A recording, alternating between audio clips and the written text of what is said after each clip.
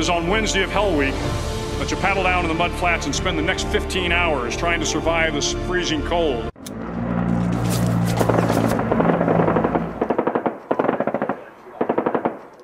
What's going on YouTube? Dit Commando here, and today we're going to be reacting to if you want to change the world, start off by making your bed. It's from a Navy SEAL. I'll get straight into it because I think it's a fascinating watch. I watched it a while back now, but yeah, I think you're going to enjoy this one, troops. So enjoy. If you want to change the world, start off by making your bed. If you make your bed every morning, you will have accomplished the first task of the day. It will give you a small sense of pride, and it will encourage you to do another task, and another, and another. And by the end of the day, that one task completed will have turned into many tasks completed.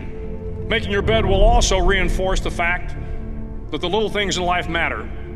If you can't do the little things right, you'll never be able to do the big things right.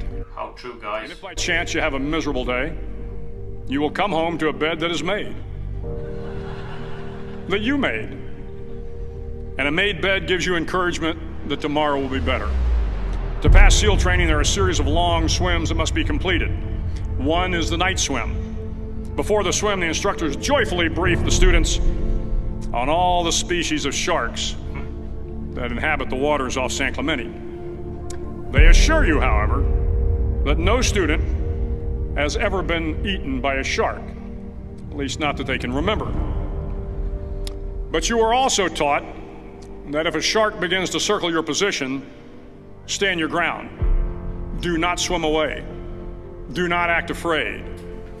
And if the shark, hungry for a midnight snack, darts towards you, then summons up all your strength and punch him in the snout, and he will turn and swim away. There are a lot of sharks in the world. If you hope to complete the swim, you will have to deal with them. So if you want to change the world, don't back down from the sharks. Over a few weeks of difficult training, my SEAL class, which started with 150 men, was down to just 42. There were now 6 boat crews of 7 men each.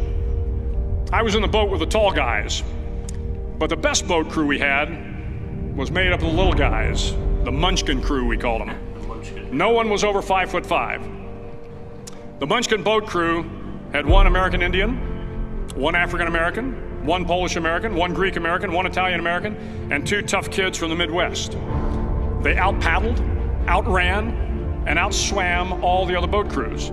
The big men in the other boat crews would always make good-natured fun of the tiny little flippers the Munchkins put on their tiny little feet prior to every swim.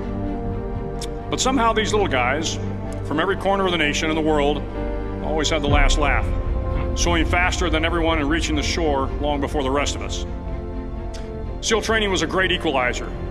Nothing mattered but your will to succeed, not your color, not your ethnic background, not your education, not your social status. I can relate to that, troops. When I was going through commando training in the Royal Marines, it was amazing how diverse the troop was when we first started out, and you realised it didn't matter what creed or colour you were, where you came from. It was about getting the job done and working as a team, and those guys who didn't learn that pretty quick got thinned out pretty quick. But those of us amongst us who just gelled and got properly amongst each other and accepted each other for who we are, you see past all of the indifferences. And I think that's one thing I loved about the Royal Marines is the fact that it didn't matter where you come from, you were treated as equal. It was non-discriminate, put it that way. So yeah, I can understand what he means by that, and I think that's throughout the whole of the military, and a lot of the militaries throughout the world will probably share that same kind of bond, you know, where it doesn't matter where you come from. If you want to change the world, measure a person by the size of their heart, not by the size of their flippers. The 9th week of training is referred to as Hell Week. It is 6 days of no sleep, constant physical and mental harassment, and 1 special day at the mud flats. The mud flats are an area between San Diego and Tijuana where the water runs off and creates the Tijuana Sloughs, a swampy patch of terrain where the mud will engulf you. So that's like the mud run, guys. And what it's done for in the Royal Marines, a mud run, it's normally done when you're really tired, you've already done something physically enduring, but it's to see who the weak guys are, it's to see how you gel together as a team. It's very much a team orientated task slash thrashing.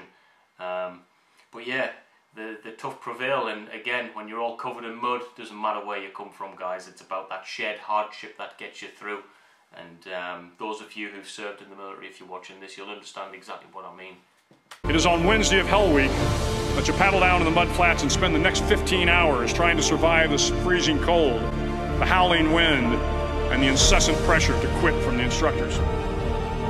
As the sun began to set that Wednesday evening, my training class, having committed some egregious infraction of the rules, was ordered into the mud. The mud consumed each man till there was nothing visible but our heads. The instructors told us we could leave the mud if only 5 men would quit. Only 5 men, just 5 men, and we could get out of the oppressive cold. Mind games. Looking around the mud flat, it was apparent that some students were about to give up. It was still over 8 hours till the sun came up. 8 more hours of bone-chilling cold. The chattering teeth and the shivering moans of the trainees were so loud, it was hard to hear anything.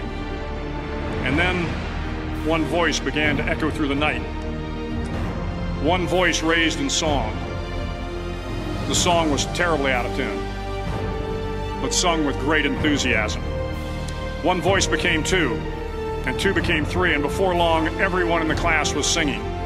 The instructors threatened us with more time in the mud if we kept up the singing, but the singing persisted, and somehow the mud seemed a little warmer, and the wind a little tamer, and the dawn not so far away. If I have learned anything in my time traveling the world, it is the power of hope.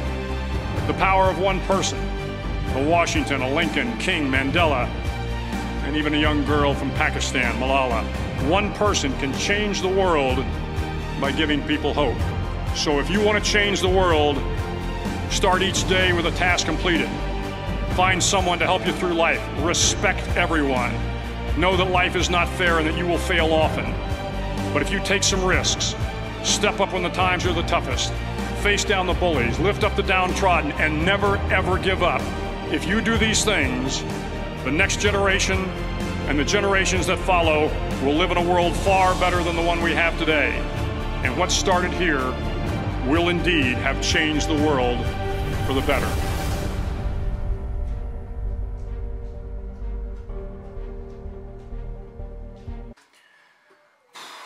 Well, that last bit, I'm not joking, guys. Generally, there's adrenaline rushing through my veins now. It captivated me again. Now, I've watched it before, but there's something about him with the speech and the music, and it just it resonates so much from my personal experiences in life, in the military, the hardships, the ups and the downs, the fact that, you know, I've been all over the world and spoken to many different military outfits, and all of them have got we all share the same kind of bond, that brotherhood, you know, from the United States Marine Corps, I love you guys, to the Middle East, to work with the Jordanian army.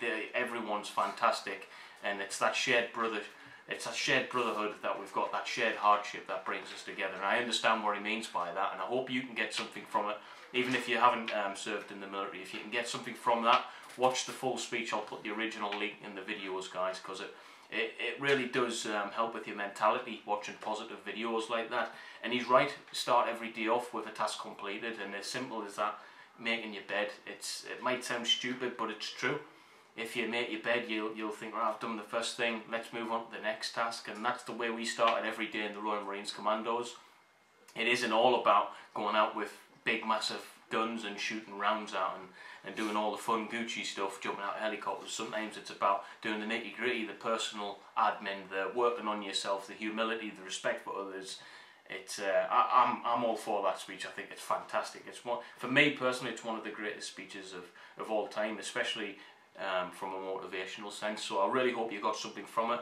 If you're serving in the military and you know, you enjoy the content that I put out there, I'd respect it if you did subscribe to me. You know, I am a former Royal Marines Commando trying to make it on YouTube, and I humbly thank you all for supporting me as well.